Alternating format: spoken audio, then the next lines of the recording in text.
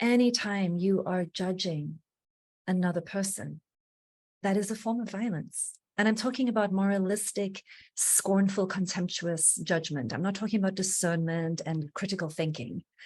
I'm talking about the psychological act of feeling scorn or contempt towards other people is the beginning of what escalates into physical, sexual, whatever else, emotional, psychological. It escalates into increased forms of violence. And so part of what we're doing here is unearthing the little roots and seeds of violence within ourselves that we inherited from being raised in domination cultures. And each one of us finding those places inside of ourselves and doing the work on ourselves to become less violent people, right?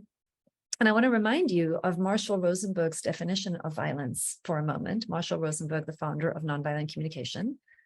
His definition of violence is any time that you try to get somebody else to do something using a reward or a punishment. Okay? So if you're trying to get somebody else to change in order to get your good evaluation of them, your approval, your positive judgment, your compliment, your nod to yes, now you're good and right, okay?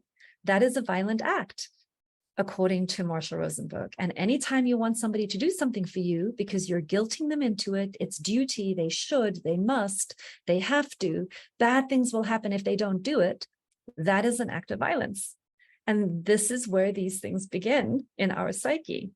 So in the bigger, broader question of what we're doing to transform violence on the planet, we begin with how we are relating with ourselves and others. And we start with our own dismissiveness, our own contempt, our own scorn. And we start healing up those parts too.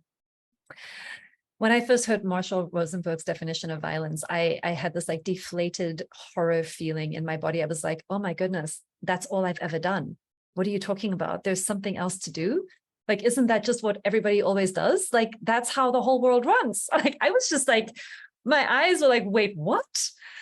And then it's just taken me, the last 25 years or whatever to keep working with these ideas. And it's a lifetime. It's a lifetime process. And thank you to all of you who are on that journey.